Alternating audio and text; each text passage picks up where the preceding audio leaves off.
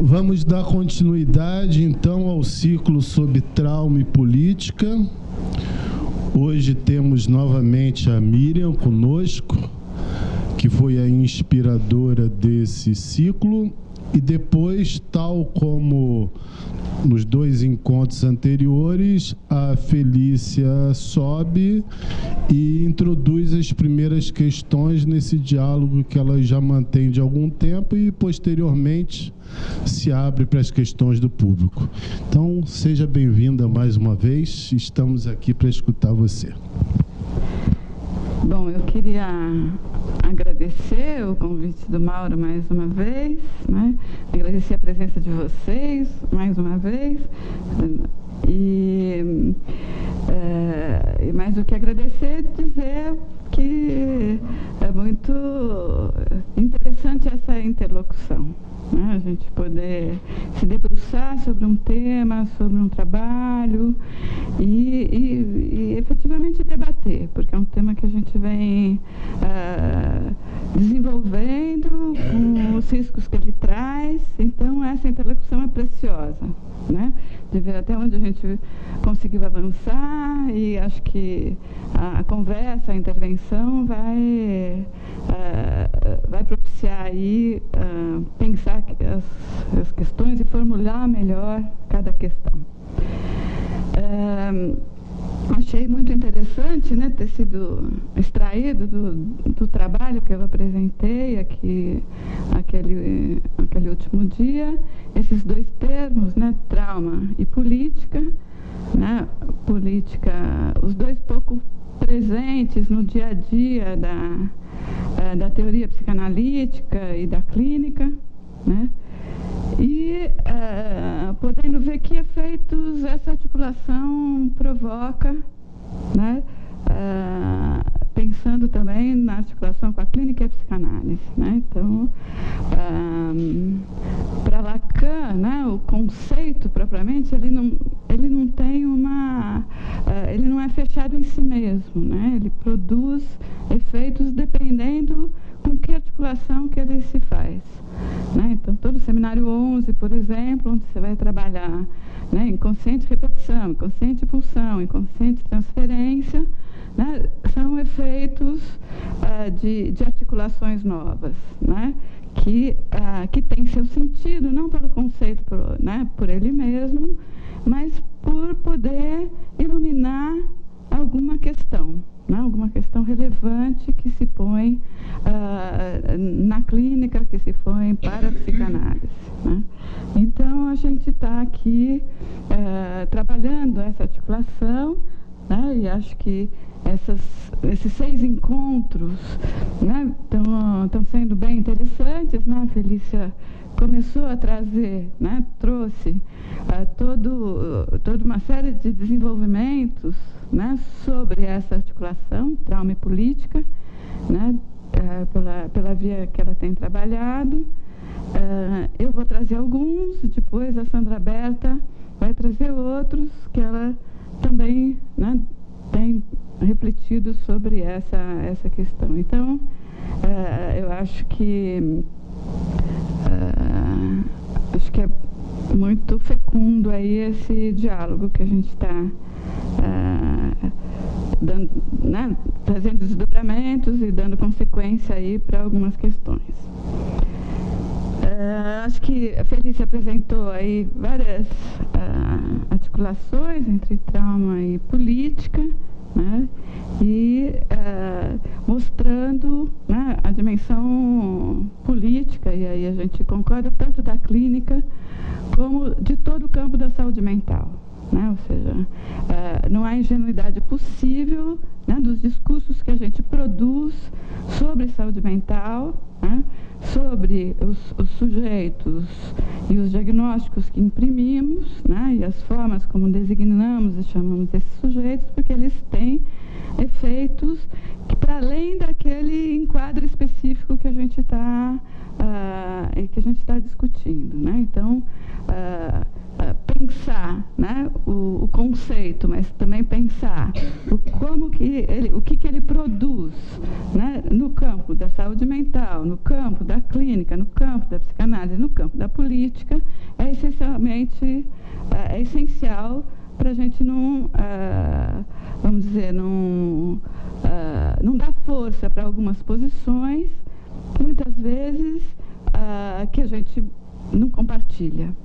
Né? Então, nesse sentido, ver o contexto em que a gente está trazendo o conceito é bastante relevante. Né? Bom, eu pensei no encontro de hoje, a gente enfatizar um pouco como entra em cena a política na questão do sofrimento, né? Ou seja, trabalhar um pouco a face sociopolítica do sofrimento, que é uma questão super delicada, né? Porque, de alguma forma, né, a psicanálise saiu da questão de pensar o acontecimento, o fato, para poder pensar em como trabalhar com as questões do sujeito a partir da ficção que ele constrói sobre o fato. Né? E aí, efetivamente, essa produção dele é que está em jogo no processo analítico. Então, de uma certa forma, a gente vai, né, caminhar aí num lugar de risco, né, para pensar que alguns tipos de sofrimento têm uma incidência do campo sociopolítico que promove aquilo que a gente vai chamar a destituição do sujeito da sua posição. Né? Então, se a gente trabalha sempre muito os processos de constituição do sujeito, né? Eu acho que a gente está trabalhando para pensar o sujeito no contemporâneo, o sujeito dentro desse laço social que a gente está vivendo agora, que a gente vai conversar um pouco que tipo de laço ele está. A gente está vendo que há estratégias políticas, né, de enredar o sujeito, o seu gozo, o seu desejo, o seu sofrimento, de tal forma que isso inviabilize determinadas relações, inviabilize, inclusive, respostas subjetivas mais singulares, né?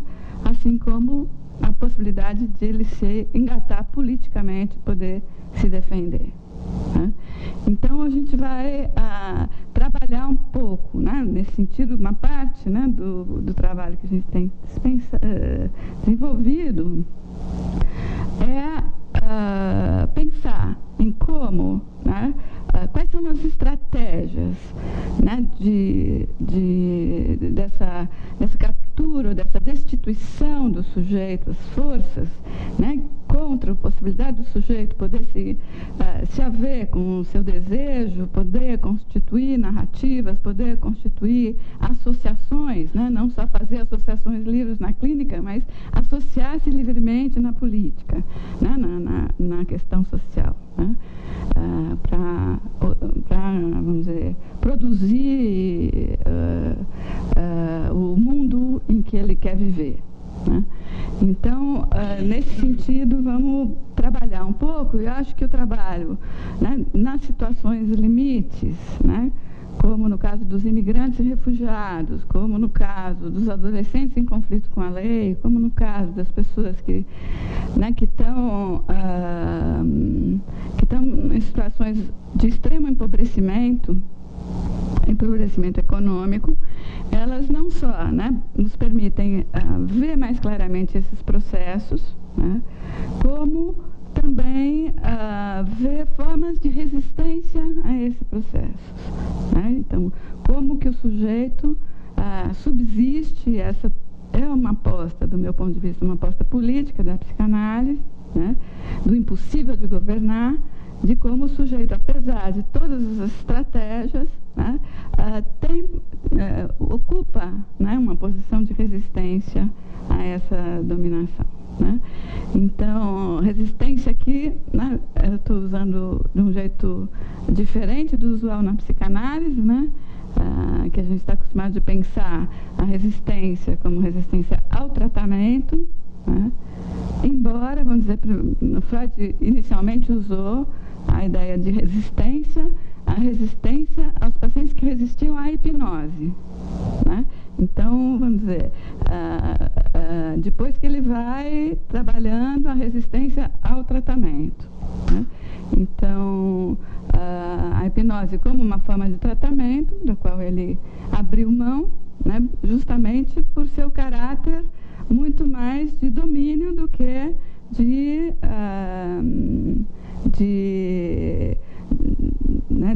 de trabalho ali com o sujeito mais ativo no seu próprio processo, né? O sujeito produzindo o seu processo na relação transferencial, que não é a relação da hipnose, né?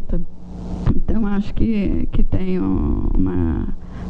outras faces da resistência que a gente pode usar, então, sob vários ângulos, essa noção de resistência, que pode ser interessante, né? Resistência aparece também como noção da física, né? E aparece também na própria política, né? Ou seja, a resistência civil é uma forma de recusar a forma de organização social, não obedecendo quando ela não parece, né, justa a um determinado grupo de pessoas, né? Então, tem várias facetas da resistência que podem nos ajudar a pensar, né,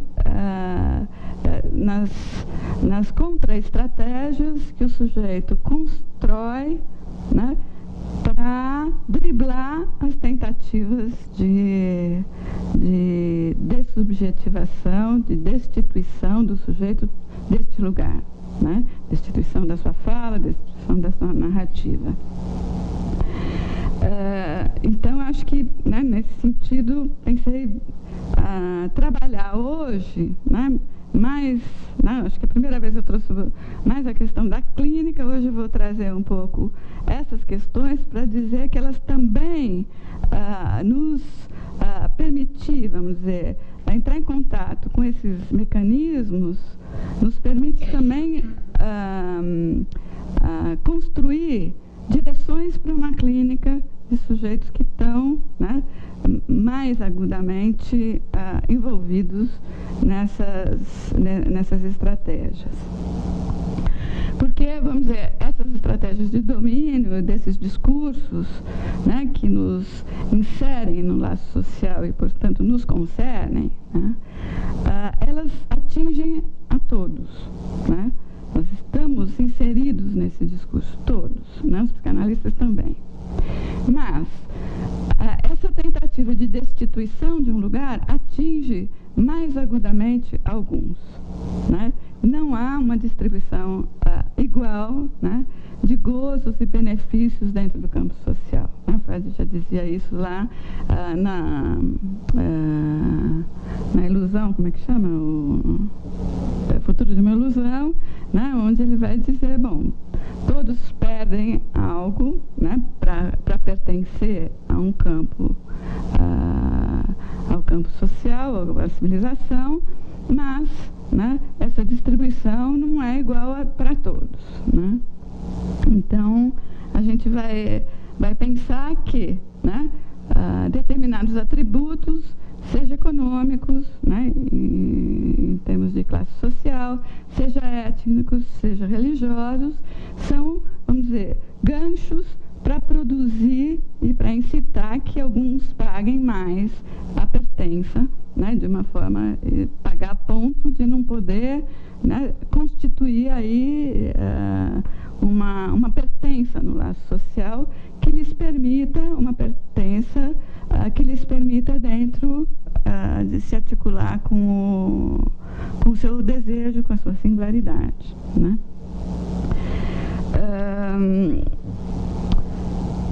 Bom, deixa eu ver aqui meu roteirinho, o que eu pensei em falar agora.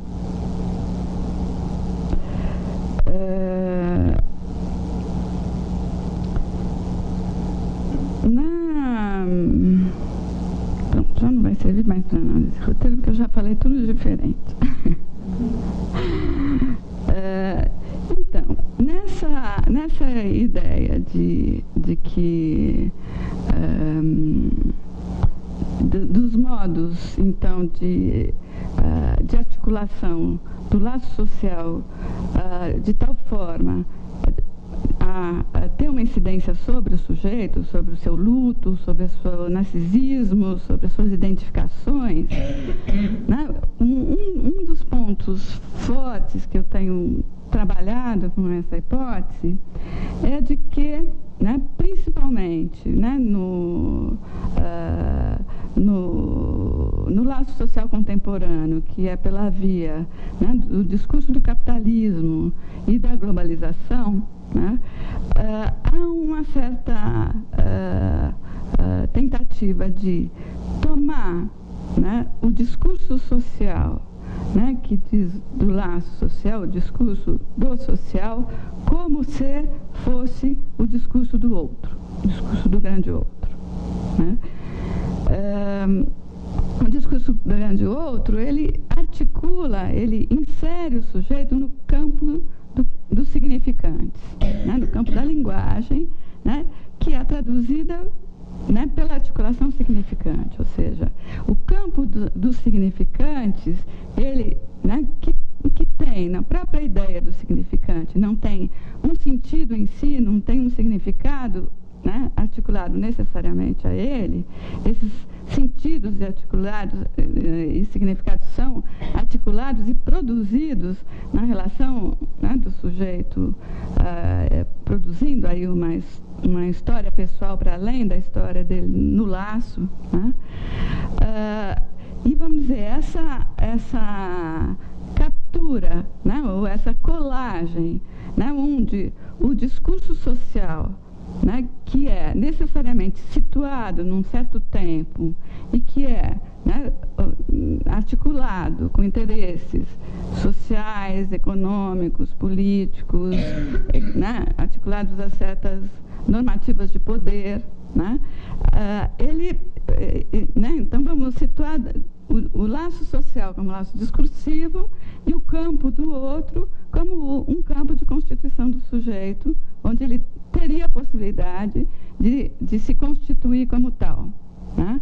Então, a colagem, o fazer o sujeito supor, né, que ele tem que responder aos discursos do laço social, como se fossem o discurso do outro, é uma das formas do sujeito ficar paralisado na sua possibilidade de poder, primeiro, né, se separar desse discurso e poder aí produzir outros discursos que não aquele que são os dominantes e aqueles que supostamente dizem a verdade sobre ele, a verdade sobre os acontecimentos e a verdade sobre ele.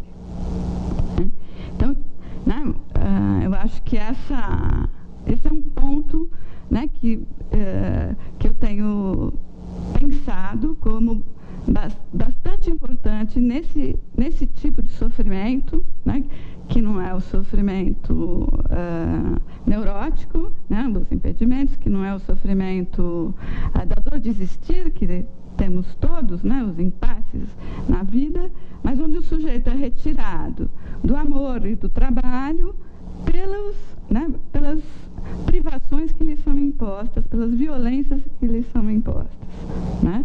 E isso vem acompanhado de um certo discurso que naturaliza, né, e mais culpabiliza o próprio indivíduo pela situação em que ele está vivendo, né? Então, esse enredamento, essa captura, né, é extremamente hábil, né, em desmontar os processos de resistência, né, e alienar o sujeito no laço que o coloca em posições destitutivas, em posições desqualificadoras do próprio sujeito, né? Então, vamos dizer, esse equívoco proposital, né, e esse modo sutil, não sei se é tão sutil, né? Depois que a gente percebe, é menos sutil, né? Mas é muito poderoso, né, nessa posição, e que vai, então, também, de uma certa forma, nos conduzir numa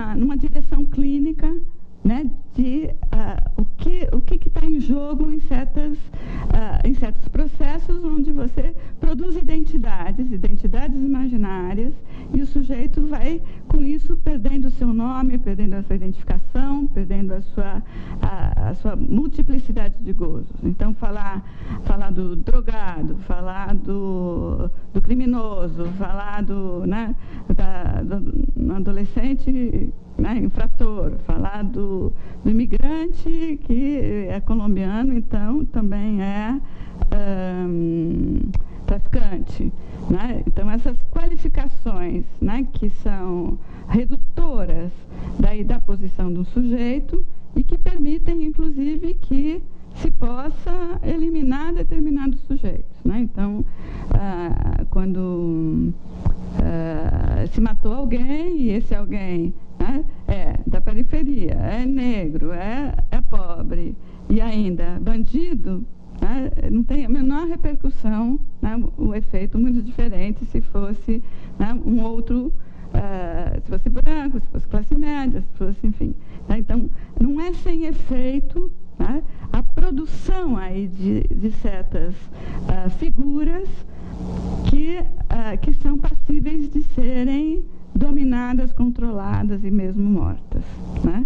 O drogado, enfim, essas qualificações que reverberam sobre o próprio sujeito, à medida em que o outro, né, e o outrinho se dirige a ele a partir dessa identidade, desse lugar que ele ocupa no laço social, né? E essa disparidade, né, onde ele só pode responder, vamos dizer, a violência que lhe é empreitada, o discurso que lhe é dirigido, né, a partir desse lugar. Então, eu estou falando com o drogado, eu estou falando com o louco, eu estou falando com o criminoso, e ele, para poder se posicionar, dificilmente consegue, né, dialetizar ou sair desse lugar para poder estar no discurso, né? Construir a narrativa para o outro, porque ele é demandado a partir desse lugar, né? Então, uma das coisas que, né, eu tenho trabalhado como bastante fundamental, né, em relação né, a esse exercício do poder. Então, a ênfase, tomando então como ênfase, eu acho que uma das estratégias para a gente pensar na política nesse sentido, né, é pensar, né, porque tem muitos sentidos da política, né, é pensar a política como uma cena, né, porque acho que daí a gente começa a conseguir articular com a cena, né. Então, a política produz uma cena e, nesse sentido, a gente pode pensar que a outra cena, né, de alguns efeitos de destituição do sujeito é a política, né, localizando que o insabido, né, do sujeito, né, na sua percepção do que está colocado em jogo, esse insabido, essa outra cena, pode ser a cena política, né? Ou seja, né, quando Lacan vai dizer que o inconsciente é política, né, o inconsciente, então, pode ser essas coordenadas que estão presentes na cena política, né, e agora eu vou falar sempre de cena política, que encena esses jogos de poder e que não estão presentes a hora que o sujeito perde o emprego, né, se envolve, né, com uma angústia que ele não consegue suportar, que ele individualiza as suas questões, né? Então, esse cenário, né, que lhe dá esse lugar específico e que tem história e tem uma série de determinantes, né, para além do próprio sujeito, e aí isso vai também bater depois, né, eu vou querer trabalhar um pouco isso, na implicação, né, que a gente precisa de separar também ao que o sujeito vai se implicar, com o que o sujeito vai se implicar, né, porque até que ponto o sujeito pode se implicar com esse lugar em que ele é colocado pelo outro, né? Então, também aí eu depois, acho que, não sei se hoje, mas é um ponto que também é importante a gente bater um pouco nas estratégias clínicas e de pensar essa questão, né? Vou tomar também aqui para pensar a cena política, então, e social como uma referência, e tomando um pouco do Zizek, uma certa reflexão que ele faz sobre o que é o social, né? Então, ele vai dizer que a ideia de um corpo social, né, homogêneo é uma fantasia, né? Ele vai dizer que as guerras atuais são guerras de fantasia, né? Ou seja, o corpo social, ele por definição é algo que não fecha, ele é algo, né, cheio de impossibilidades de fazer um todo, de constituir um todo em relação ao que é o social, né?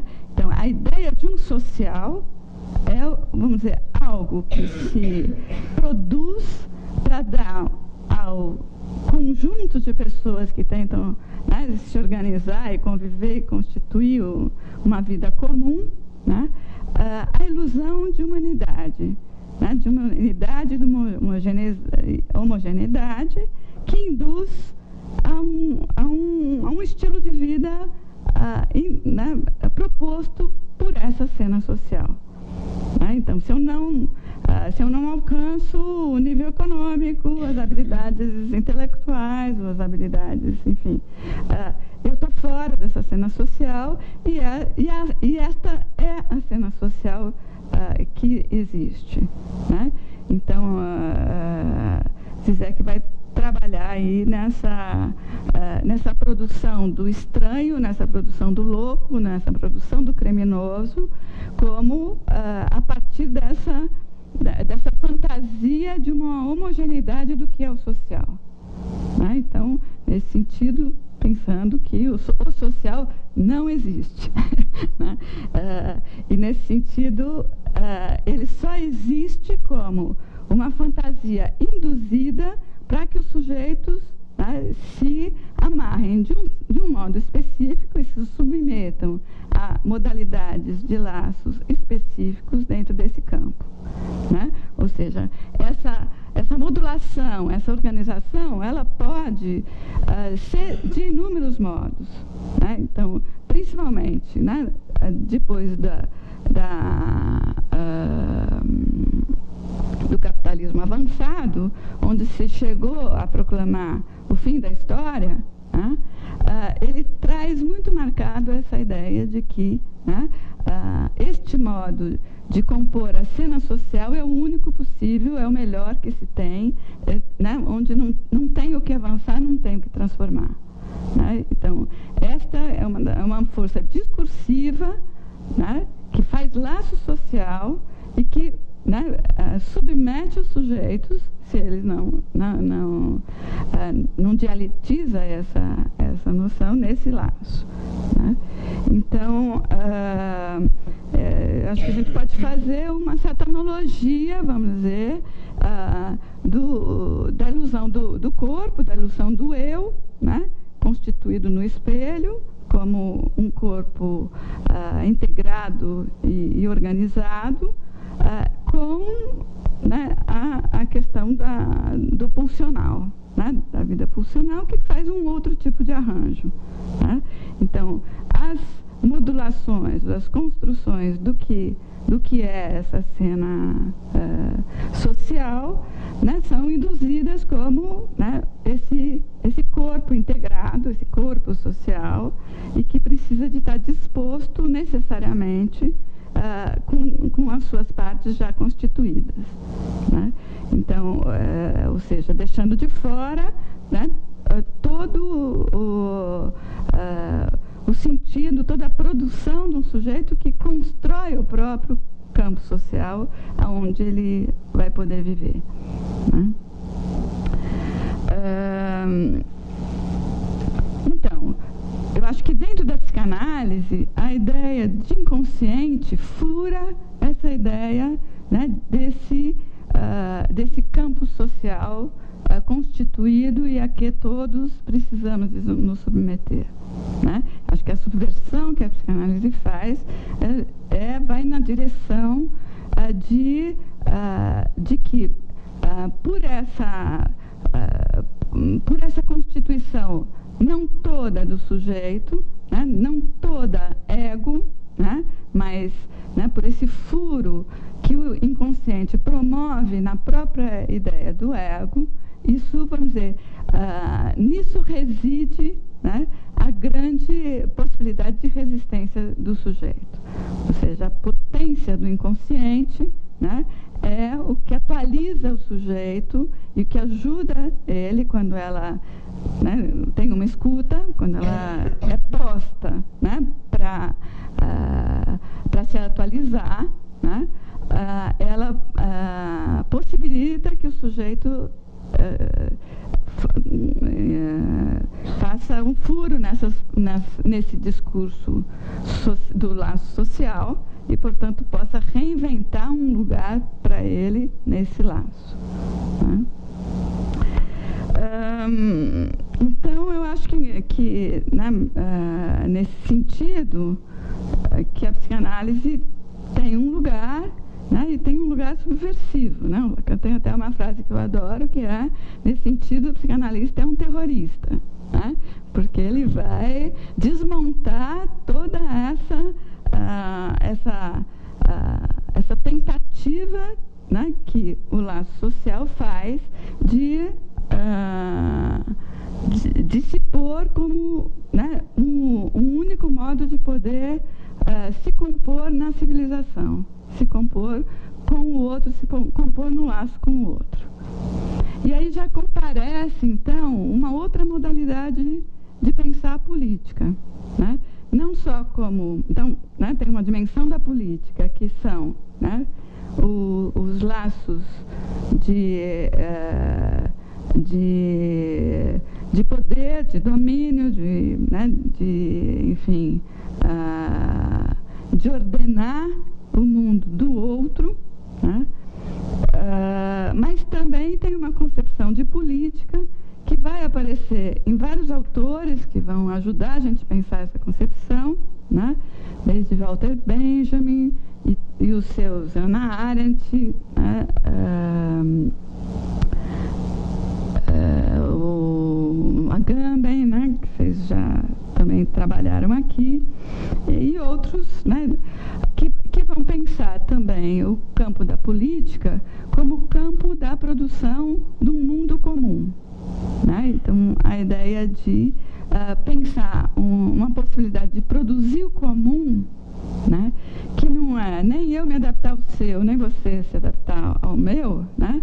Mas é onde necessariamente o laço com o outro autoritário, ele supõe um trabalho, ele supõe a constituição, né, de um trabalho que supõe uma narrativa e supõe uma construção para além daquilo que está posto, né? Então, se eu estou no meu mundo, você está no seu mundo, né? O Lacan vai falar isso, né, sobre o muro da linguagem, ou seja, que você nunca vai... você tenta se comunicar com outro sujeito, né, mas você vê a impossibilidade desse laço, dessa comunicação integral com outro sujeito. Você acaba se comunicando não com outro sujeito, mas com o outro, né, com o semelhante. E como que, então, né, essa possibilidade do mundo comum supõe, né, como lá no Totem e Tabu, e como, né, também trabalhado pelos seus autores, um lugar, né, vazio no centro do poder, né? Um lugar, e vamos dizer, dentro desse lugar vazio, dentro daquele saber absoluto sobre como se deve constituir as coisas, se podem, né, contornar esse buraco que é o campo do social, com as inúmeras produções, que a gente tem uma extensa história de produção de modalidades de convivência, né? Onde a convivência no mundo capitalista é apenas uma delas e bastante recente, né? Então, a gente tem inúmeras outras formas de constituir, né, laços e ligações entre os sujeitos, de constituir, portanto, esse mundo comum, né, que é uma outra dimensão, então, que a política coloca, né, do sujeito. Então, a gente vai recorrer, né, a comuna, a gente vai recorrer à ideia, né, de uma produção aí, não como uma idealização, né, não como lá nesse momento se fazia. Claro, né, que na polis romana, os escravos e as mulheres não tinham vez, né? Agora, isso não invalida, né? Então, a gente não quer copiar esse modelo, né? Mas há ali uma concepção, né, de uma construção de um mundo comum que a gente pode, né, nesse recuo, pensar como uma alternativa de pensar a política, não só no registro, né, do domínio e do dominador e do dominado, né, do colonizador e do colonizado, né? Então, vamos dizer, nesse registro da política que acho que a gente pode pensar, né, a psicanálise, a relação transferencial, a escuta, né, produzindo um outro tipo de laço que necessariamente, para se constituir, ele vai inventar os sujeitos que estão ali. Ele vai inventar o psicanalista, para começar, né, e vai inventar as possibilidades dos sujeitos, constituir uma historicização aí do seu lugar, do seu desejo, né? Esses autores também, né, têm trabalhado numa certa concepção de que das modalidades aí de mortificação, né, do sujeito, né? Então, eu queria relatar algumas, porque elas são não só chaves de análise dos fenômenos, como chaves, muitas vezes, para a gente pensar intervenções nesse campo, que nem sempre são as intervenções já instituídas dentro de um processo analítico clássico, né? Ou seja, a grande questão de você inventar outras formas de intervenção é você poder sustentar teoricamente, né? Então, vamos dizer, grande parte desses autores vai trabalhar com a ideia que a modernidade trouxe, a pós-modernidade trouxe uma certa impossibilidade do sujeito se haver com a experiência, né? A gente estava comentando um pouco a semana passada, né? Benjamin vai trabalhar bastante a ideia da vivência sem a experiência, né? O soldado que volta do campo de batalha, da Primeira Guerra ainda ele está falando, né? Nem na era da Segunda, ele se matou antes de ser capturado, né? Ele vai dizer, bom, o soldado que volta do campo de batalha, ele volta cheio de vivências, né, e pobre de experiências, né? Então, ele vai, inclusive, tem um texto que eu acho bastante interessante, que chama Infância e Pobreza, porque ele vai lidar, né, fazer uma torção no conceito de pobreza, não a pobreza econômica, mas a pobreza da experiência. Porque a experiência supõe, necessariamente, né, o outro e a transmissão, né? Então, ele vai dizer, bom, as modalidades, né, de desarticulação do sujeito são justamente essas que incidem na possibilidade de ele constituir uma narrativa, né, na relação com o outro que vamos dizer, deem um contorno, né, às suas experiências de desagregação, né? Então, e mais do que isso, que possam reabilitar, né, um laço com o outro, né, de tal forma que toda a sua própria constituição, né, possa ser atualizada, né? Então, vou trabalhar muito com essa noção de atualização, embora a atualização da estrutura, porque eu estou trabalhando com uma certa ideia de que, né, nesses espaços de empobrecimento da experiência, né, ele de tal forma, né, desarvora o sujeito e o coloca num desacerto em relação a uma posição de produção de um discurso, de uma narrativa, que é difícil, que eu acho que é mais do que difícil, que é um erro clínico você precipitar diagnósticos, né? Porque né, você nesse assistir à devastação do outro, né? Assistir, eu estou dizendo, e não escutar, né? Você se precipita em dizer que ele não tem recursos simbólicos, que ele tem uma pobreza intelectual, né, ou pode ser um psicótico, ou pode ser um perverso, ou seja, precipitando, né, em função da angústia que desperta esse desarvoramento, né, precipitando aí, vamos dizer, conclusões diagnósticas ou nomeações que vêm na mesma direção de manter o desarvoramento e não de, né, justamente ver ali, apostar ali, que há um sujeito, não sei com que estrutura, né, mas que há um sujeito ali numa estrutura que não se sabe ainda, a não ser que a gente crie recursos de escuta desse sujeito. Que muitas vezes, né, os recursos habituais da clínica, do consultório, né, algumas vezes podem ser necessários outros recursos, né? Quem trabalha com a psicose, quem trabalha com criança, quem trabalha com adolescente, né, usa outros recursos, né? Então, por que não, né, pensar que, né, o diagnóstico nesses casos é esse, né? Essa produção dessa suspensão do sujeito, né? De uma condição em que ele possa se engatar num discurso, né, de tal forma que o seu modo de organização se atualize e se revele na relação com o outro, né? Então, né, vamos trabalhar aí nessa tese aí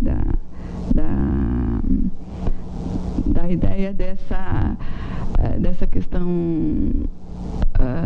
desse sujeito que produz uma figura, né, que provoca horror, o morador de rua, o drogado, né, e que o sujeito recua nessa escuta porque ele está impregnado, né, do efeito desta violência, né?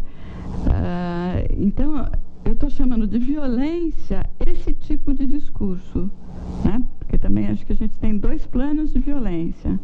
A violência espetacular, que é onde ocorre, né, um ato específico, né, e que ela promove também uma sedução, né, o outro e os efeitos, né, dessa espetacularização da violência, né, são um recuo do sujeito da análise das suas incidências, do que as produz, né?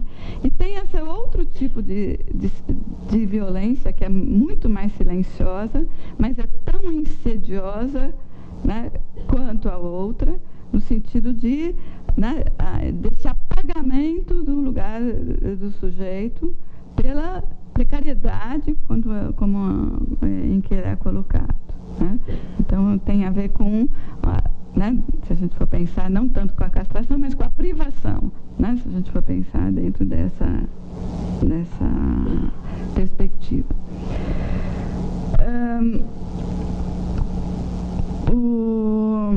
O Lacan vai também trazer uma chave nesse sentido, né, uma outra chave de análise, que é pensar na articulação, né, entre Kant com Sade, ou seja, que a verdade do discurso do Kant está em Sade, né? Que muitas vezes, para pensar determinados sujeitos e as formas como eles estão inseridos no campo, o próprio discurso presente sobre aquele sujeito, sobre a situação que está inserida ali, não dá conta, né, de fazer esse recuo para pensar o que está em jogo na cena, né? Então, vamos dizer, muitas vezes a gente tem ainda, né, um discurso que fala da democracia, que fala da igualdade, liberdade e fraternidade, que fala, né, dos sujeitos que têm todos os recursos, somos uma sociedade democrática, não estamos em guerra, né? E, no entanto, a gente tem um outro discurso, né, insidioso, um discurso que não aparece e que pode, né, dar lugar a essas violências silenciosas, né? Então, o discurso do jurídico, né, alguns discursos da política, algumas ideias sobre que estão prenhes aí de segregação, de racismo e tal, e que justificam, né, as ações da polícia, que justificam as ações, né, e mesmo a indiferença que se tem em relação, né, aos muitos acontecimentos da cena social que não têm a devida repercussão e que revelam, né, a carência de justiça, a carência de igualdade, a carência de fraternidade que está presente aí no campo, né? Então, acho que essa ideia de pensar, né, essa estratégia que o Lacan, né, usou pela articulação de dois discursos que parecem totalmente desligados um do outro, né, pode ser uma estratégia para a gente também examinar e entender, né, o morador de rua, entender o jovem infrator, entender, enfim, algumas, né, várias situações em que comparece aí com esse sujeito devastado, né?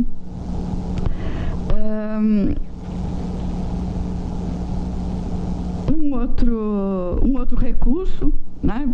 Estou elencando alguns, né, que são entradas aí para a gente pensar, e que vocês trabalharam aqui já junto com o Mauro. Acho que o Agamben nos traz, né, uma leitura, né, do campo social muito interessante, né? Ele deixa de pensar na relação exclusão e inclusão, né, para mostrar que o que resta de Auschwitz, né, não é recordar o que aconteceu lá, mas é dizer que, né, a política passa a se estender para o campo social como um campo, né? Ou seja, a ideia de campo que persiste, a ideia de campo de concentração que persiste como uma ideia de campo, onde o que está em jogo é um certo aprisionamento dos sujeitos a uma ideia específica e onde, vamos dizer, a exceção, né, tem uma função de domínio do outro. Ou seja, aquele, né, tudo bem que a exceção é o drogado, tá? Então, sobre ele podem se incidir a internação compulsória, enfim, várias práticas, né? Então, nessa lógica da exceção, né, que é a lógica do medo, né, ela tem o poder de ameaçar a todos, como podendo ser, cada um pode, né, por pouco, se transformar nesse sujeito da exceção, né? Então, eu acho que esse sujeito da exceção, né, passa a ser trabalhado, né, nessas duas dimensões da vida, né, que o Agamben também traz, mas também, né, dessa vertente da Hannah Arendt, que é, né, as duas noções da vida, que é a vida como bios e a vida como zoé, né? Então, essa destituição, né, do sujeito, né, da vida política e a transformação dele numa vida nua vai permitir que essas estratégias de domínio se façam sem a menor consequência, né? Então, acho que nesse sentido, vamos dizer, são modalidades aí de formas de pensar a situação desses sujeitos que nos permitem entrar, não entrar ingenuamente, né, num campo e num discurso em que a gente se reproduza, né, esse tipo de laço, né? Nesse sentido, né, eu acho que a psicanálise tem, né, como instrumento, pensar a noção, com os seus próprios termos, a noção de experiência, né? A experiência psicanalítica, né, ela fala de uma modalidade de experiência, a experiência da criança no espelho, a experiência na transferência, a experiência na escuta, né, são formas de atualizar, de inserir no campo, né, do laço social uma possibilidade do sujeito construir o seu próprio discurso referido, né, ao campo do outro. E, portanto, eu acho que é fundamental, né, que a psicanálise traga os seus, toda a sua estrutura e riqueza teórica para pôr em marcha formas de abordar essas questões e esses sujeitos, né? Então, hoje eu vou ficar por aqui, vou trabalhar mais essa questão clínica depois, mas eu queria, se eu não quebrar aqui o negócio, eu queria ouvir um pouco o que vocês acham disso tudo, se soa muito estranho. Uhum. Acho que está inteiro.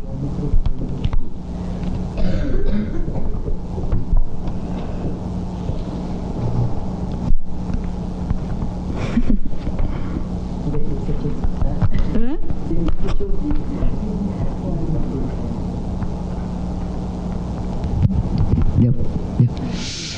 Boa noite. Eu gostei muito. Você me provocou vários pensamentos, mesmo que a gente navegue com autores diferentes, né? E eu vou só fazer uma provocação agora do final, né? Só duas questões porque que eu acho que daria, porque você começou a sua fala dizendo que você ia pensar. Cadê a minha cola aqui? A construção sociopolítica do sofrimento. E eu acho que daria para pensar agora, a partir das últimas coisas que você falou, e que eu acho que, quem sabe, fosse até mais atual, poder pensar a construção biopolítica do sofrimento, né? Que faz uma mudança muito grande também, e que eu acho que cabe muito bem quando você está falando da destituição do sujeito, né? Pensando, aí é outro autor, mas que são todos amigos, né? Via Foucault, né? Via Deleuze e tal, dentro desse biopoder que, de uma certa maneira, se acabou, e o próprio Agamben também trabalha com a questão biopolítica, né? Mas pensando essa vida nua e pensando também que a própria exclusão, como você colocou, e a marginalidade, elas fazem parte do campo, elas não estão fora do campo, né? Então, como é que é nesta construção né, o que isso produz em termos de sofrimento e mais ainda, né, como que isso fez com que como mudou a noção de sofrimento e com qual que a gente tem trabalhado a partir dessa construção biopolítica e como isso muda também a noção de saúde mental. Quer dizer, não é que muda, como entra a noção de saúde mental exatamente no campo biopolítico do sofrimento. Então, para que serve uma coisa que a gente fala tanto e não questiona o que a gente está produzindo quando a gente está falando em saúde mental e como ela é uma produção biopolítica a partir dessa noção de sofrimento. Essa é a primeira coisa. Outra coisa eu gostei muito também de quando você falou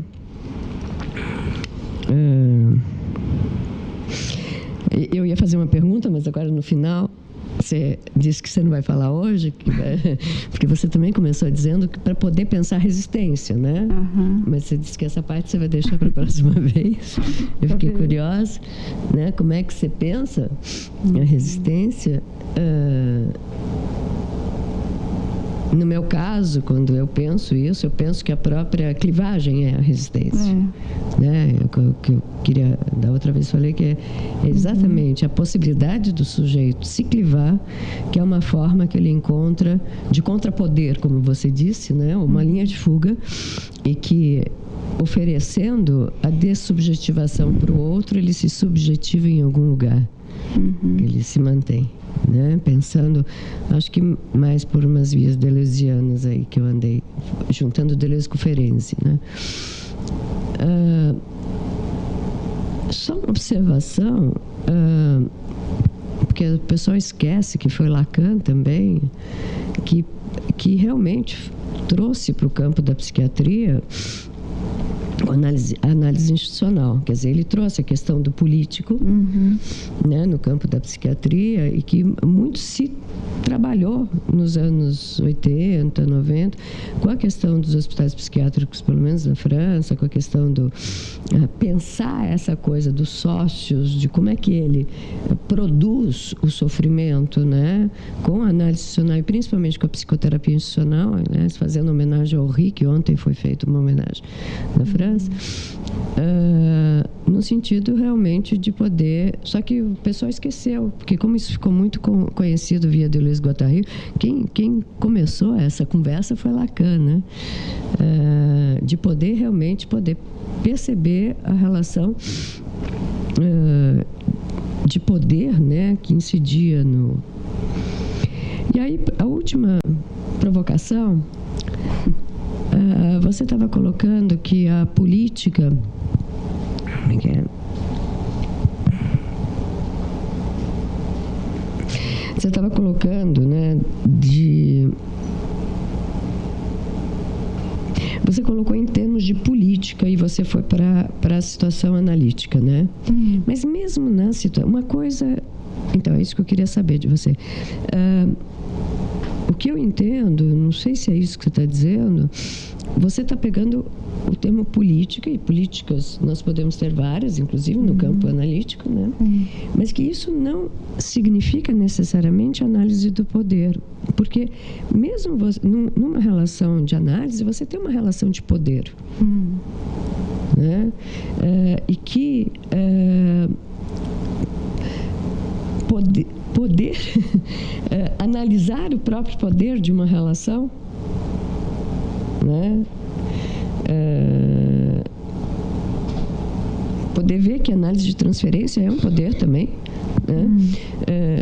Como é que você pensa isso? Porque eu vi você falando muito da captura e você falou que a gente pode construir novas políticas, você estava falando, né? A gente pode traçar novas formas, novas políticas, mas acho que mesmo em qualquer que ela seja, acho que é importante a gente não negar que a questão do poder sempre vai existir. A questão não é se ela existe ou não, mas o que a gente faz com isso. Como é que a gente coloca isso em análise, né? Só pra...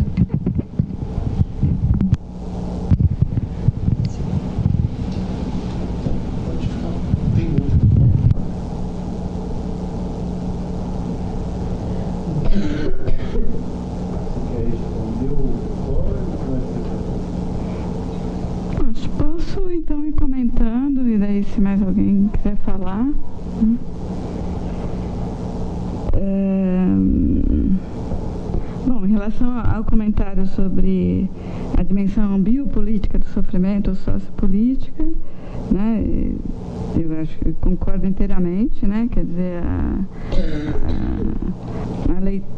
a chave de produzir um sofrimento interessante para um certo domínio do sujeito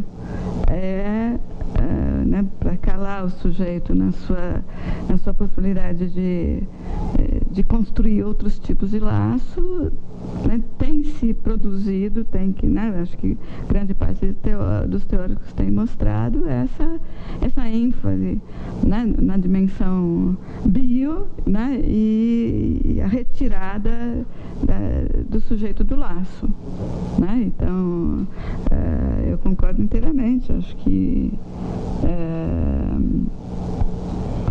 essa é a nova dimensão de sofrimento que tem aparecido em uma parcela, né? E principalmente nessa parcela, como eu estava dizendo, acho que alguns sujeitos vivem mais, né, essa situação de uma forma mais aguda e sobre o seu próprio corpo, embora isso se pretenda produzir, né, em todos, né, porque isso inviabiliza justamente onde você trabalha num campo, o campo, né, social, e o campo, então, articulado agora pensando a palavra campo de uma forma do Agamben, ele só supõe uma adaptação ao modo instituído de viver, né? Você não tem... Eu estava pensando exatamente no teu campo de trabalho, dos imigrantes, né? Que eles precisam mostrar... Aí não usa a palavra campo, então.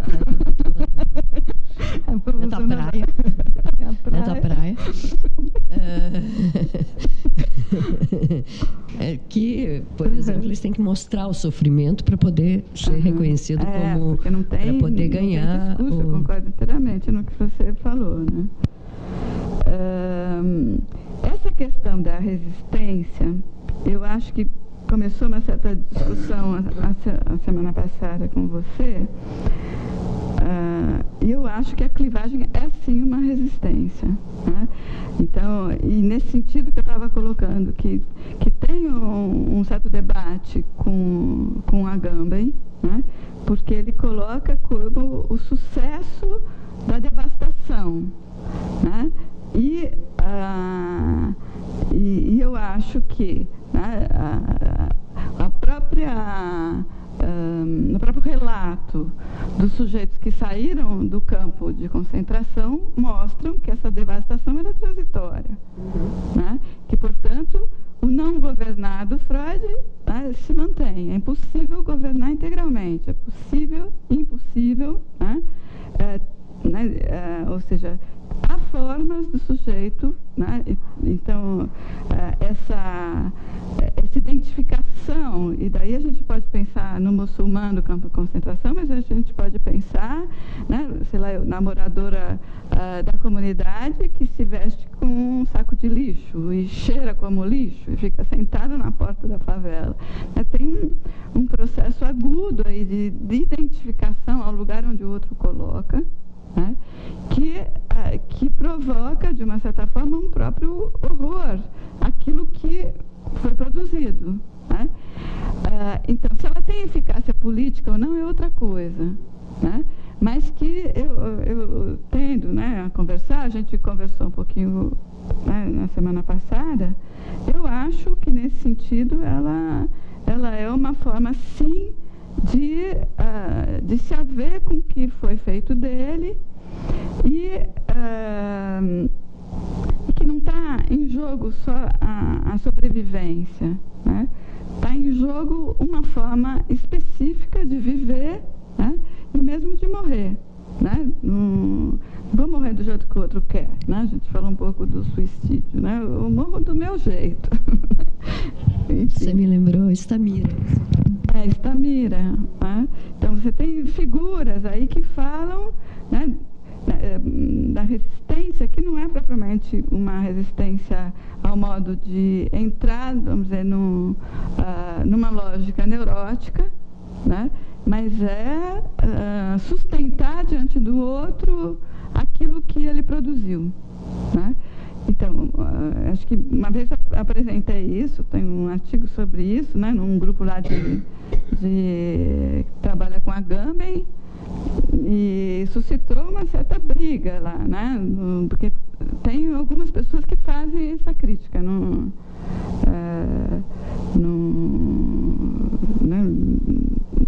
essa ideia está amparada em alguns pensadores que têm pensado isso mesmo, né?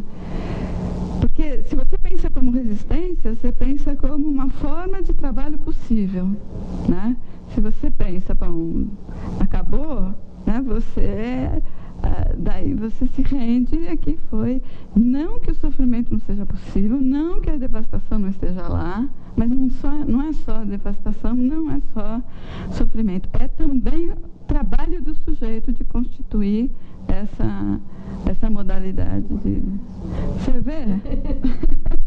Concordamos.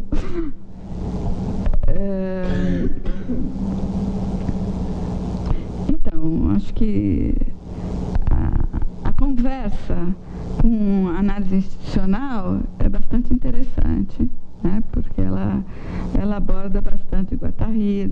Acho que né, Foucault, Lacan, Guattari e outros estavam pensando ao mesmo tempo as mesmas questões. Eles estavam, vamos dizer, e cada um tomou uma certa direção, né? Mas se você pegar, né, esse tempo, né, onde as pessoas, né, o Foucault falou lá dos discursos, o Lacan foi para casa, depois conversa com, né, retoma a teoria dos discursos ao modo da psicanálise. Então, acho que você tem ali, né, acho que essa ida, essa conversa do Lacan com um campo multidisciplinar produziu ali efeitos na própria construção da psicanálise. Acho que eles não são a mesma coisa, mas eles abordam problemas semelhantes. Eu acho que a transferência, né, quando Freud aborda a questão da transferência, e ele deixa de chamar amor e passa a chamar amor de transferência, ele está nos trazendo uma oportunidade de tornar operativo o poder que o analisando dá ao analista, né? Não para tomar, né? Não para ser o saber, né? Exercer o saber sobre o sujeito, mas para que se produza um saber nessa relação, né? Então, não que sempre os analistas consigam fazer isso, né? Acho que tem aí, constituir a cena analítica, mas eu acho que sim, tem poder na relação. Mas o próprio conceito de transferência, ele vai desarticular esse poder para o analista poder exercer, né, a sua, né, todo o ensino de Lacan foi justamente brigando com a concepção do analista como modelo, né, pro analisando. Então, depois a gente pode entrar melhor nisso, mas eu acho que, né, esse trabalho com o poder de forma que algo novo seja produzido é o que a transferência pretende e possibilita. Acho que o conceito de transferência é muito potente nesse sentido, né? Mas, enfim, depois a gente pode falar mais sobre isso.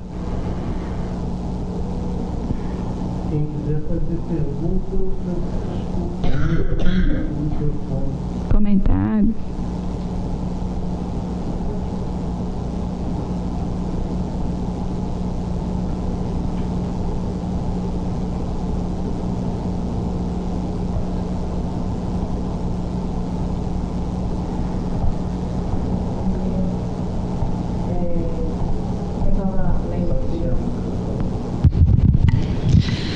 Eu comecei a ler um livro esses dias, chama Política de Desumanização, Aproximações entre Agamben e a Psicanálise. Esse livro me deixou um pouco perturbada, assim, porque tem uma hora que ele vai descrever o campo dos direitos humanos, né? E aí ele fala que, na leitura do Agamben, os direitos humanos ele vem tamponar as estratégias de resistência, assim. Uhum. Óbvio que me deixou meio, e agora, o que eu vou fazer com essa informação, meu Deus do céu?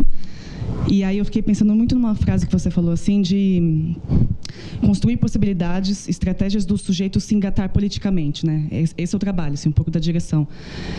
E aí me fez lembrar naquele conto do Battleby, do escriturário, e quando o sujeito prefere não, assim, sabe? Aquele cara convicto que não quer... Ele não quer nada, assim, né? Ele não quer, inclusive, da tentativa dos direitos humanos, né? dessa outra modalidade de invenção, ele prefere não, assim, ele prefere nada. Assim, fiquei pensando muito nisso, porque eu acho também que no campo de trabalho, assim, são esses sujeitos os mais problemáticos, assim, os que não querem nenhum tipo de ajuda, nenhum tipo de assistência, e aí os sujeitos trabalhadores que vão se haver com isso também vão se reduzindo a uma impotência muito grande, que reverbera de um jeito muito negativo, né? Porque esse tipo de furo não é muito bem-vindo na lógica institucional. Mas, enfim, fiquei pensando sobre isso, queria conversar, assim, ver o que você acha mesmo. Eu acho que...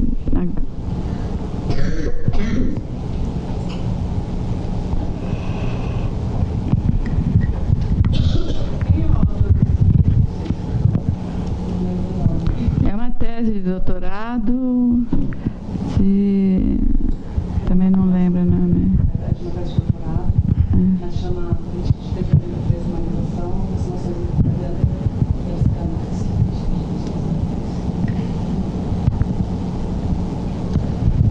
Oi, Miriam, boa noite. Da sua fala, eu me interesso bastante pela tua pontuação de que é um erro clínico precipitar o diagnóstico nesses casos, né? A área do diagnóstico é uma área que me interessa, minha pesquisa vai por aí. E queria a tua opinião a partir do comentário da Felícia, que ela bem notou que vocês navegam o mesmo mar, mas com a carta cartográfica aí de autores diferentes, né? A Felícia usando autores aí da linhagem pós-freudiana e você nitidamente navegando com Lacan. A noção que tem substituído muito a fora-oclusão dentro do campo lacaniano é uma noção de fora do discurso, né? Essa noção que tem guiado aí muitos clínicos a se orientar para um diagnóstico de psicose. E eu queria a tua opinião nesses casos, que são casos, como a Felícia disse, a marginalidade ela está incluída, ou seja, o fora ele é próprio dessas condições, né? Então, como é que a gente maneja esse tipo de incidência conceitual, né, dessa noção fora do discurso, se ela não é uma noção que está aí contribuindo para ampliar até o ponto de desconfigurar a categoria de psicose? O que você acha? Sei,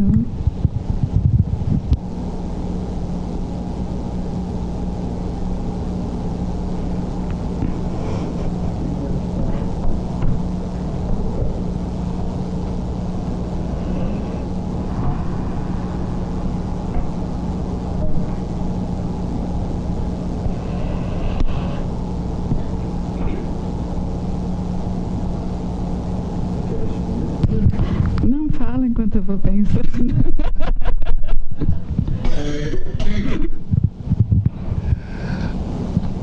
A sua fala ela é bastante produtiva e problemática ao mesmo tempo.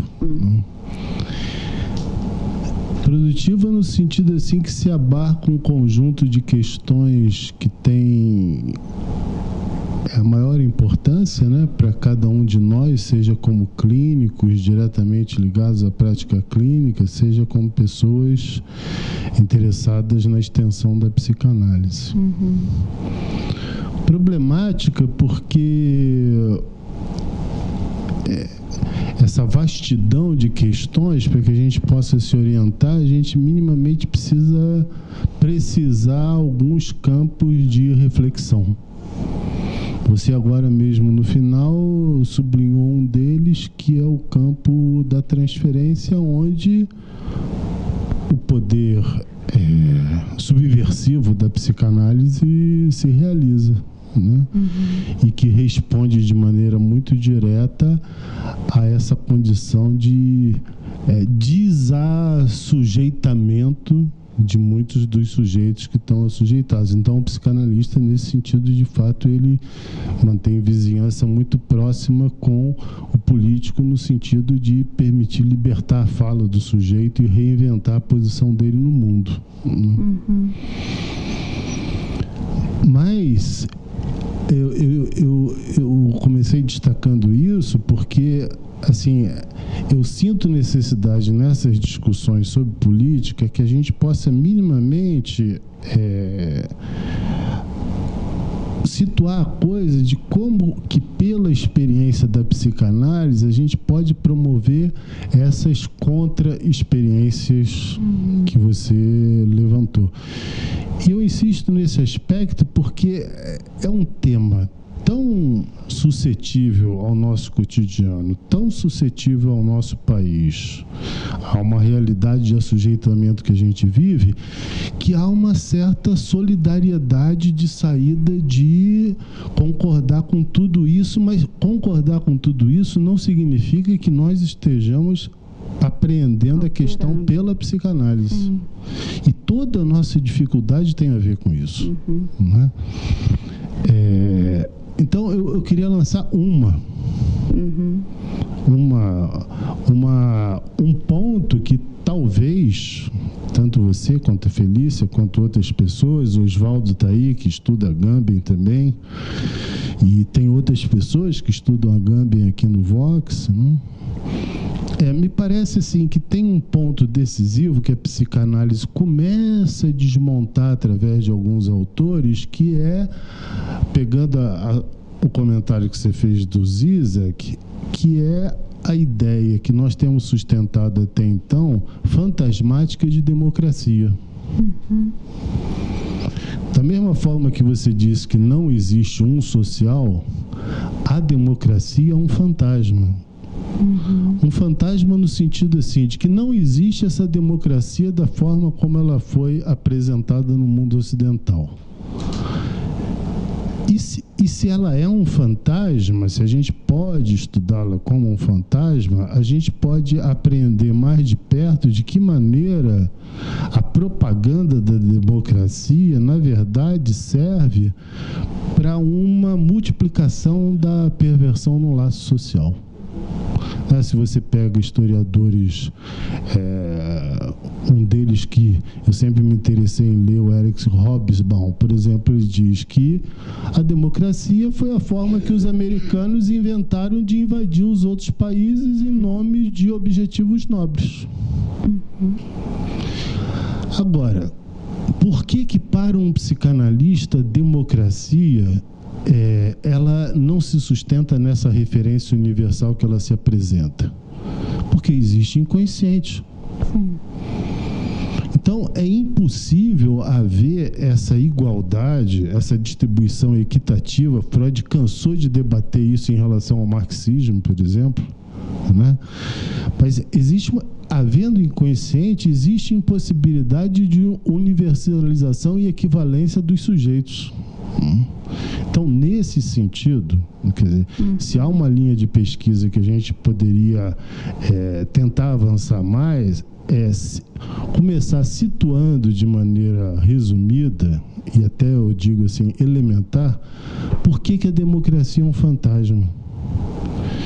Se a gente consegue situar isso de maneira rigorosa, a gente tem possibilidade de, a partir dessa afirmação, mostrar por que há interesse de continuar sustentando essa ilusão e quais são as práticas políticas e os atos que se proliferam na medida em que essa ilusão se multiplica. É uma proposta de reflexão. Sim. Entende? Porque assim, o Agamben está certo de falar do campo de concentração, que é o que fica como herança, e está certo. Mas você sabe também, e alguns que estudam aqui essa questão sabem também, que ele deixou um problema, porque afinal de contas o campo de concentração existiu. Que isso tenha ficado para as gerações seguintes numa prática política corrente é verdade. Mas e aquele campo lá? E os neonazistas que vieram de lá? Né? E a forma de exclusão e de hostilidade que existe na Europa e também no Brasil em relação à comunidade judaica, por exemplo, quando se pretende apresentar uma justificativa em função da sua condição judaica, que começa a se tornar um problema no nosso mundo hoje, né? Se apresentar como judeu.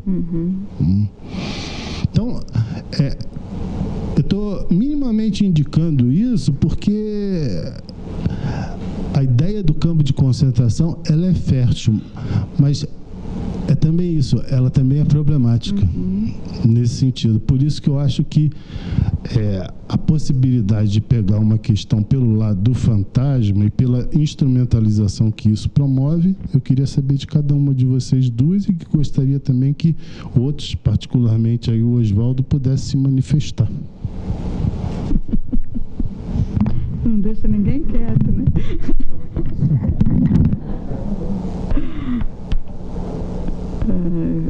Acho que o Lúcio também quer falar.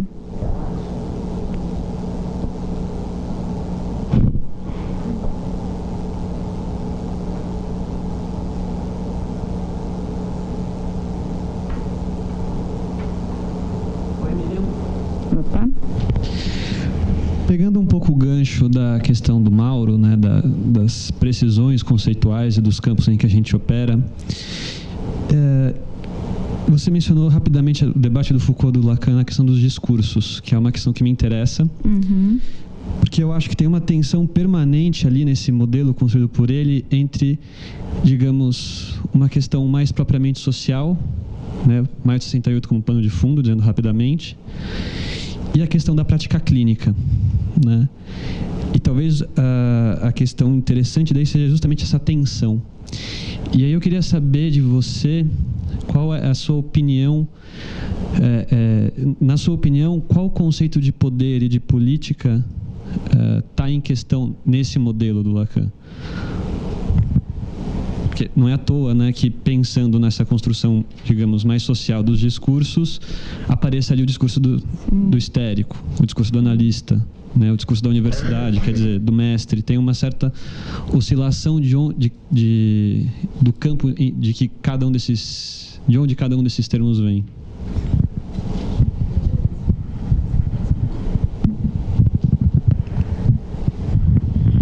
Miriam, agradeço a tua fala e também quero fazer um gancho com o que o Mauro, que me suscitou uma coisa que eu não tinha pensado, mas eu fiquei pensando que o analista, né, o Mauro falou, está muito próximo de uma posição subversiva, porque ele ajuda a reinventar uma posição desse sujeito no mundo. No entanto, eu fiquei pensando que o analista também vai sofrer um desaparecimento, porque ele vai ser produzido como objeto, de alguma maneira. Isso tem que se dar desde um lugar onde o analista também desaparece. Eu fiquei pensando, a gente poderia falar que ele se desumaniza ao ser produzido como um objeto que é descartado, porque a transferência supostamente teria que se dissolver. Então eu fiquei pensando nisso, fiz um link, mas não sei muito como avançar. Pensei na questão da topologia, se ela poderia, de alguma maneira, indicar algum caminho para essa questão diagnóstica, né, que não fosse a partir da questão da estrutura, mas dos laços e a questão do sintoma, no quarto nó, se poderia ser algum vislumbre de poder pensar alguma coisa que poderia orientar um pouco mais essa clínica, né? Então, suscitou essas questões para mim.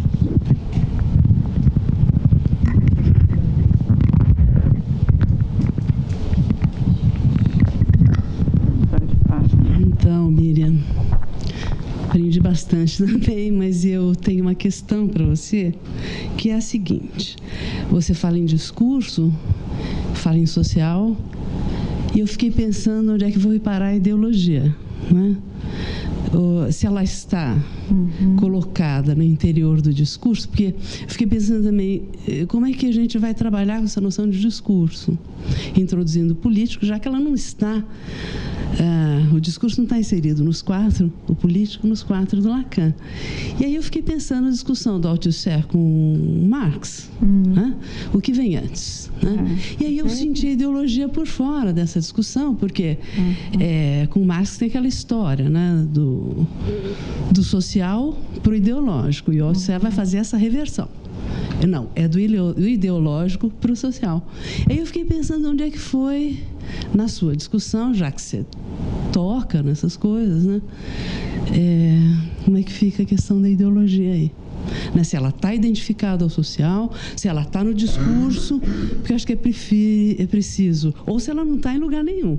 Né? Quer dizer, mas para mim acho que tem uma questão aí de precisão de conceito que eu fiquei pensando onde é que foi parar. É isso.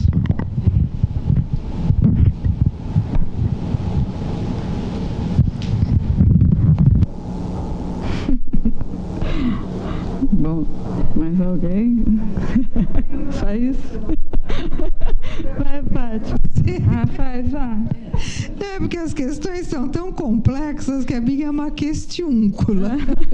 Mas, de qualquer forma, ela me instiga. Você me pareceu que hesitou de nomear o sujeito com alguma adjetivação, né? Você falou desarvoramento, você falou devastação, né? Mas não falou nem o sujeito desarvorado, nem o sujeito devastado. E quando o Mauro faz a pergunta sobre o sujeito assujeitado, né? Eu escrevi aqui anotando que me parecia que não era a mesma coisa, né? Que estes sujeitos que você incluiu na devastação e no desarvoramento não seriam propriamente assujeitados. Eu não saberia dizer onde está a diferença, por isso que é uma questão para mim, mas eu diria, se eu penso no sujeito neurótico, eu vou perguntar pelo gozo, né? No desarvoramento, no desnorteamento, o que eu pergunto? Né? Quando se fala se suspende o diagnóstico, eu me suspendo um monte de coisa nessas conjunturas, nem precipitar diagnóstico, nem coisa alguma, porque na verdade acho que é um acontecimento ali, né? Alguma coisa que tem que virar uma experiência, que ainda não é. Né? Não tenho uma prática constante com essas situações, mas tive, e em algumas circunstâncias era um pouco que bom. De certa forma, Deus que sabe, vamos ver onde isso vai dar. Né? E às vezes dava certo, às vezes, não sei o que quer dizer dava errado, mas de alguma maneira alguém dizia preferia nada, que eu acho que é diferente de preferia não. Né? Para mim é diferente. Bom, era isso. Obrigada. Gostei muito, escrevi um monte, tive um monte de pensamentos, mas vou refleti-los depois. Obrigada. Eu que agradeço. Bom, não tenho a menor condição de dar conta de tantas reflexões, né, e inflexões aí sobre aquilo que os efeitos aí sobre o que eu falei, né? Eu queria um pouco situar, quer dizer, essa relação da psicanálise com outros campos, onde vamos dizer, onde essa entrada em outros campos muitas vezes eu penso ser necessária para até dar primeiro, para inserir, porque as nossas práticas estão inseridas nesse campo, também são um dos discursos, né? E vamos dizer, esse exercício, né, de examinar outros outras modalidades de pensamento, outras lógicas. Eu acho que ele nos ajuda a elucidar e problematizar algumas questões que, se a gente fica dentro do próprio discurso né, da psicanálise, a gente não consegue ver qual é o limite de determinado conceito, aonde que está determinado problema, e a gente acaba usando as mesmas palavras, os mesmos jeitos para questões muito diferentes, né? Claro que eu acho que isso supõe um enorme risco, né? O risco é que, né, a gente não é da sociologia, a gente não é da filosofia, a gente a gente está visitando como um estrangeiro esses outros campos, né? Até para poder voltar de uma forma mais estrangeira para a psicanálise e poder indagar aonde que ela pode patinar, ou não a psicanálise, mas a gente como psicanalista, para abordar determinadas questões, né? Eu acho que muitas vezes a gente pode, né, por já ter um corpo bastante complexo, teórico, né, ficar se apoiando muito nele e não tentar. Me lembro quando eu comecei na Casa do Migrante, eu falava, eu não sei por onde eu vou começar a pensar as questões que aparecem lá, né, e daí me foi sugerido, vê se é neurótico, psicótico ou perverso, e daí conduz o tratamento, qual é o problema? Né? Não sei que tanto, né, que você está querendo inventar, né? Pois é, eu estava querendo inventar, né? Porque se a gente... Isso para mim é a aplicação da psicanálise, né? Porque você não está escutando o que está acontecendo ali. Então, acho que essas entradas e saídas num outro campo, né, se elas têm riscos, eu acho que elas também têm ganhos para a psicanálise, né? Então, a primeira coisa que eu queria dizer, e que, vamos dizer, me foi necessária para pensar a clínica, né? Então, para pensar determinadas questões da clínica que eu achava estranhas, mas que eu não tinha outro jeito de abordar, né? Então, acho que visitar essas reflexões me permitiu ousar um pouco mais em fazer algumas separações na clínica, e nesse sentido, né, pensar que eu não estava querendo produzir nem extensão da psicanálise, nem análise aplicada, nem análise extramuros, né? Eu estava, nesse sentido, pensando a psicanálise para o tipo de questão que se apresentava ali, que é isso que a psicanálise sempre fez, né? Então, se eu acho, né, que algumas articulações na psicanálise na clínica do traumático e tal, elas iluminam alguns caminhos, né? Eu acho que, por outro lado, tudo que não está dentro do muito clássico, né, tem um certo movimento, então isso não é psicanálise, então, né? Então, e quando, vamos dizer, a escuta é deixar vir a partir do momento, do lugar, do discurso daquela pessoa, da situação, né, que se coloca ali, poder ver, não com as lentes da psicanálise, mas com a posição do psicanalista, né?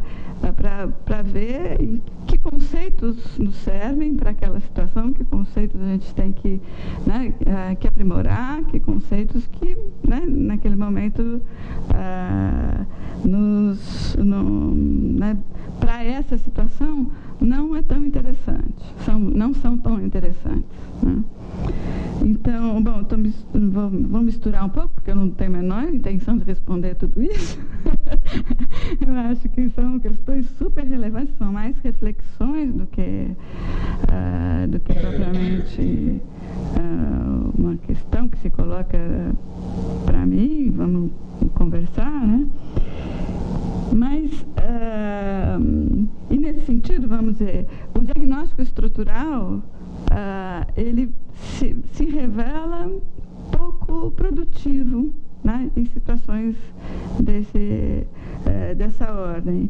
E eu acho que, né, a questão do topológico do quarto nó, eu acho que ela é muito mais, né, interessante para você pensar alternativas, de pensar o que está acontecendo, até na noção de desarvoramento, na noção de, né, o que se pode produzir ali, né? A gente discutia semana passada, a gente vai restaurar? Não vamos restaurar nada, a gente vai reinventar depois disso que sujeito que vai ser inventado aí, né? Então, a ideia do quarto nó, eu acho que é algo que tem, nesse tipo de clínica, ele produz uma coisa, um efeito interessante, porque ele abre para que o sujeito invente as suas soluções, né? Sem uma ideia de que ele tem que trabalhar dentro de determinadas, de tentar reconhecer ali, né, uma das estruturas já postas, né? Então, nesse sentido, eu acho que era uma questão que se colocava para mim.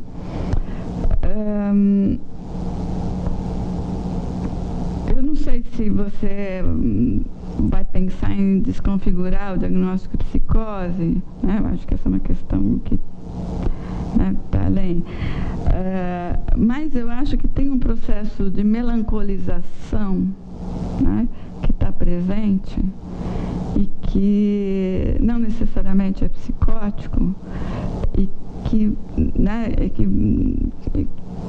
que eu acho que é uma das coisas que incita, inclusive, uma certa impotência, né, pegando um pouco também o que a Raona estava colocando, né, e uma certa contaminação, né, no laço que nos faz, às vezes, precipitar ações, né? O sujeito precisa disso, precisa casar, precisa arranjar dinheiro, precisa arranjar documento, precisa comprar sapato, né, que é um jeito de, né, de nos pôr numa posição mais, como que chama? Enfim, de tomar providências frente né, ao outro que não consegue, que se apresenta ostensivamente, né, nessa posição, né, do devastamento. Ele te mostra, né, e essa contaminação, né, muitas vezes provoca uma resistência no analista na escuta, né, e acho que a ideia da impotência vai muito nessa direção, né, porque acho que tem uma potência. Que recursos eu tenho para entrar nesse sujeito, né, para fazer aqui? Tem alguma coisa que eu possa fazer aqui? E a falta de demanda é uma coisa que não te quero, né? Você está fazendo aí, não está presente. E eu acho que, então, tem um efeito no analista o trabalho com essas pessoas, né? E acho que tem que ser pensado como um efeito no analista e não como um processo do sujeito, né? Então, o que você faz? Como que o analista vai lidar com isso? Não, talvez, né? Então, tem um certo risco nesse sentido, né, que é de ficar demais para o campo do social, ficar e vamos dizer, em alguns momentos, fez parecer que vocês entenderam que a saída é transformar o sujeito num sujeito político, num militante. De forma alguma, eu quis dizer que esse é um efeito. Entrar no laço como sujeito político é uma coisa, tem um efeito de que não, agora todos têm que fazer participar do movimento social e, né, fazer uma passeata para... Não é nesse sentido que eu estava pensando, né? Ele seja político. E nesse sentido, vamos dizer, o não, né, do Butterby, ele é político, né? Ele é uma determinação, né, ele é um ato, é uma recusa, mas é um ato de recusa, né? Então, e que que diz, vamos dizer, de muitas portas que se foram fechadas e você não acredita mais nisso. Então, né, a gente talvez tenha que diferenciar um não, que é, olha, você faz parte desse grupo, né, que não entende nada do que está se passando comigo. Né? E vamos dizer, ter que se haver com essa impotência é ter que se haver com o próprio sujeito que teve o tempo todo de se haver com a impotência de ter qualquer possibilidade de resposta. Né? Ele foi literalmente, muitas vezes, impossibilidade. Qualquer resposta dele dava sempre na mesma coisa. Né? Então, a gente, na transferência, está vivendo só um pouquinho disso, né? Aquilo que o sujeito viveu na máxima potência. Então, como que a gente vai poder, eu acho que essa é a ideia de criar dispositivos, né, de estabelecer dentro desse sujeito que está nessa posição determinada de que, né, não vou mais ter uma abertura para o outro, né? Não vou mais apostar que tem aí uma possibilidade de ajuda, uma possibilidade de fazer algum laço. Né? Então, é nisso que estamos. Né? Eu penso, né, que se você pensa na pulsação do inconsciente, né, tem um caráter aí de uma certa insistência na presença, né, de esperar uma brecha. Né, porque justamente, se você pensa na pulsação, uma hora, né, vai ter uma chance de abertura e aí você vai estar lá. Né? Então, vai estar lá para aproveitar, e você sabe disso, né, Raona? Você aproveita bastante esses momentos, né, no trabalho que você faz, que eu conheço, esses momentos, né, de que o sujeito não quer nada, mas que você continua lá fazendo nada, né, como diz um pouco, né, o trabalho que você está desenvolvendo. Né? Então, enfim, né, acho que essa questão do fora do discurso, eu acho que é um tema problemático, né? Porque não está fora do discurso, você está no discurso, num certo laço, né, que pensa você fora do discurso, que é, né, nessa objetificação do sujeito. Né? Então, né, eu acho que não tem uma reflexão para dizer que se a fora-clusão está sendo substituído pelo... e qual dos dois seria mais interessante de utilizar. Mas eu acho que na própria concepção do discurso, você pode dizer o quê? Está fora, né, de poder... Então, essas pessoas que a gente, né, acho que a Felícia trouxe muito, eu estou trazendo, acho que tem um deselaboramento do seu lugar discursivo, que leva a uma posição de muito silenciamento. Isso não quer dizer que ele esteja fora do discurso, muito pelo contrário, está muito bem posicionado, né, no discurso, né, nessa posição objetalizada. Né? Enfim, eu acho que talvez a fora-clusão não descreva tão bem isso. Eu prefiro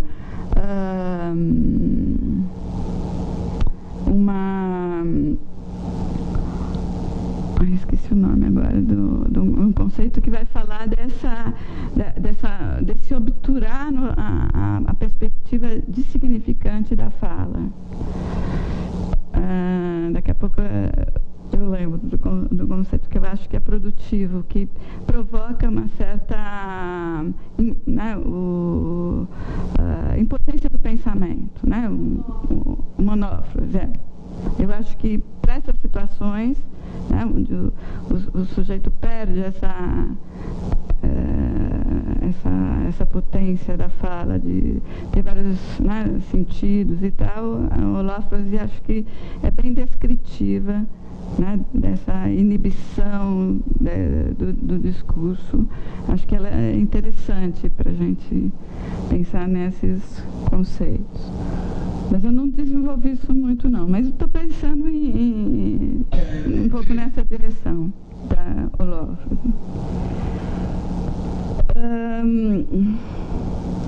eu acho que eu trouxe, sim, várias formas de pensar o campo social, ou seja, e eu acho que a psicanálise trouxe isso, né? Eu acho que o Lacan, em vários momentos, né? Ele se debateu e trouxe vários conceitos, como eu disse, a discussão que ele faz, Kant com Sartre, é uma discussão política, né? Como abordar essa questão, enfim.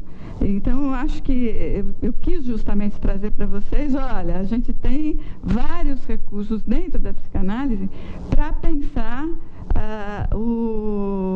esse sujeito que está, vamos dizer, obturado, né, nessa posição obturada no laço.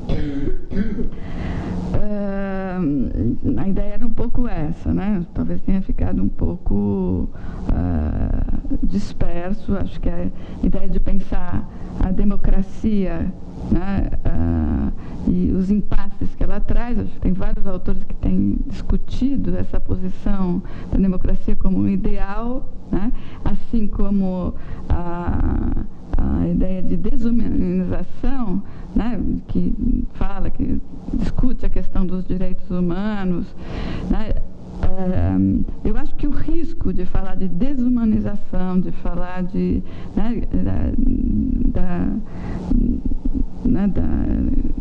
da ilusão que a democracia também provoca, e acho que a gente tem que pensar um pouco nisso, é que a gente aí fica sem discurso para dar uma certa, né, porque se na democracia é o que? O totalitarismo, a autocracia, o que né, que outros modos de gestão social se podem pensar, né? E a democracia você pode pensar como do sistema político, você pode pensar num horizonte, né, de laço possível. Mas fala. Não, mas se a gente pensar que a psicanálise não é um humanismo, ela não é humanista, né? Eu fiquei me perguntando se não é uma falsa questão pensar a questão. Ou, quem sabe, a questão é, a partir desse, não de um lugar de desumanização, mas de não humanismo, quer dizer, pensando que assumindo esse lugar da psicanálise como um espaço de não humanismo. E aí, a partir daí, como é que eu penso, então, a democracia? Como é que eu penso esses outros espaços? Mas a partir desse lugar, porque há uma certa confusão. Por isso que é estranho esse título, desumanização, e a psicanálise, porque a psicanálise não é humanismo. Ela não é uma desumanização, mas ela não é um humanismo, ela não segue o humanismo. E eu acho que a gente esquece, às vezes, isso. Acho que nesse sentido. Eu acho que super bem colocado, né? Na questão da ideologia, né, que a Francisca coloca, que é um bom desafio, então, é sempre problemático usar o conceito de ideologia, né, porque ele tem uma saturação marxista bem importante, né? Não só do pensamento do Marx, mas do que se fez com o pensamento do Marx, né? Tem uma certa ideia de que do lugar não ideológico, né? E acho que o Lacan trabalhou um pouco com essa ideia de alienação e separação como dois momentos e não algo que se supera. Não que o Marx tenha, né, os marxinianos falam, não, isso não é exatamente o pensamento do Marx, tem uma releitura, mas, enfim, eu tenho... eu tenho evitado usar esse termo, né, por essa saturação, né? E depois eu migrei um pouco para o termo imaginário social, né, que era uma série de normativas, valores, lógicas do campo social, né, que estão implícitas e que a gente está mergulhado nelas, mas não consegue ver, e que foi um termo que veio trabalhar com essa ideia de ideologia, né, saindo um pouco dessa discussão do Marx e Althusser, para daí, bom, dizer, vamos pensar o que está em jogo aí nessa questão do social, e eu voltei para aquela hipótese que eu estava dizendo, tentando separar, né, o laço social e a entrada do sujeito na linguagem, né? Sendo a entrada do sujeito na linguagem algo constitutivo do sujeito, né? E de uma inserção na cultura, né? E o laço social mais como, vamos dizer, essa inserção na cultura passa pelo laço social, né? Ou seja, não é em qualquer cultura, né, o discurso do outro mesmo vem a partir do outro primordial, que vai, né, trazer nos significantes que vão marcar aquela criança. Então, e essa mãe, né, esse outro primordial, ele está inserido num certo laço social, num certo tempo, numa certa história. Então, né, enfim, eu acho que esse jogo me fez mais sentido do que entrar nesse embate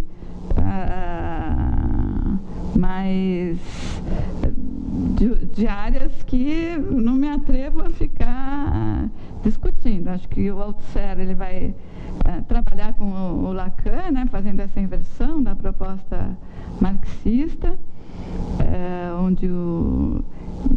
que eu acho que é um campo interessante, mas, né, por isso estou justificando um pouco, por isso que eu não utilizei a ideia de... Você fala em democracia e capitalismo. Ah, sim, Certo, é da ideologia. Bom, sim, está no discurso, não pode. Já construiu, essa esfera, mas não anula. Assim como, isso é importante, a linguagem, sim, que tem, no sentido de como é que você lida com isso, você margeia dois campos. Porque o que eu entendo da história marxista é que eu não posso falar de social sem ideologia e teologia social. É uma questão de como é que você articula, você conhece, você põe né? Eu estou querendo só pensar nos limites, né? sim. Pensando um pouco, acho que eu queria dar um favor, porque assim, é difícil muito. O trânsito dos conceitos, de repente, falar em democracia, em mercado social marcado pelo ideológico, o poder ideológico. Eu acho, não estou dizendo que não existe o ideológico, né? Eu estou dizendo que, né, que você pode também pensar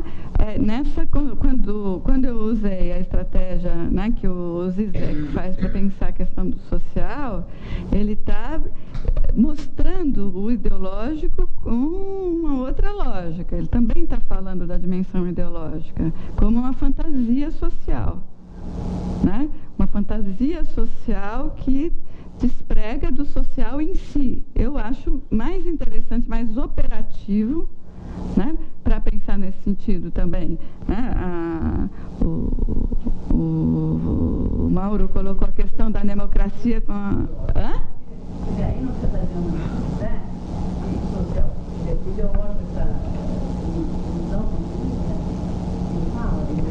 ele fala da fantasia social. Então, é como se o social tivesse medo da fantasia.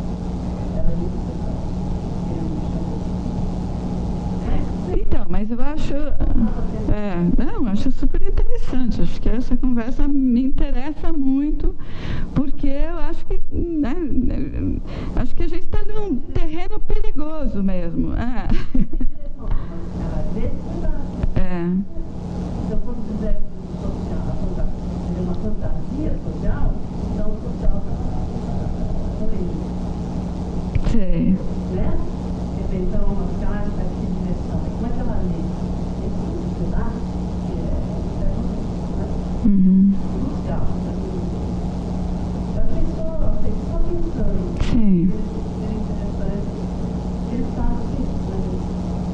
Dessa relação sempre problemática. Eu acho que é uma tensão muito presente. Nesse sentido, né, como psicanalista, né, e pensando numa clínica, eu acho que pensar, né, como fantasia social ou como um horizonte, né, e não como que a ideologia, a democracia, o Mauro está trazendo também essa ideia, também como uma fantasia, né? Eu acho que isso torna operativo você pensar pela linha da clínica, né? Talvez pela análise social propriamente do fenômeno, você entra nesse embate. Né? Hã? Não, mas eu acho que, né, tem autores, o Paulo Silveira, eu acho que é um autor que trabalha muito nessa tensão Althusser e Marx com o conceito de ideologia. Né? Eu caminhei um certo tempo em relação a isso, eu acho que ele é muito interessante para fazer análise social. Né? Então,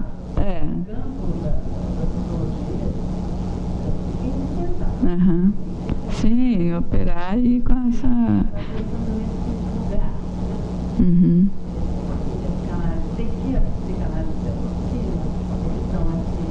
Como é que a ideologia, nessa aproximação, por que ela se transforma? Por que eu estou dizendo? É o discurso que contém, mas é que tem a ver com isso.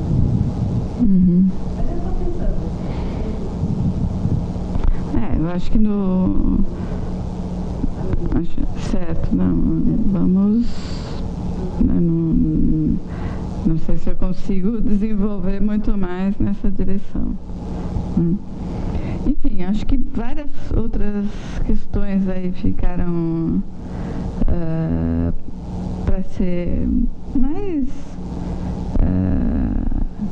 mais desenvolvidas, e vamos ver se, né, semana que vem dá para a gente continuar essa conversa.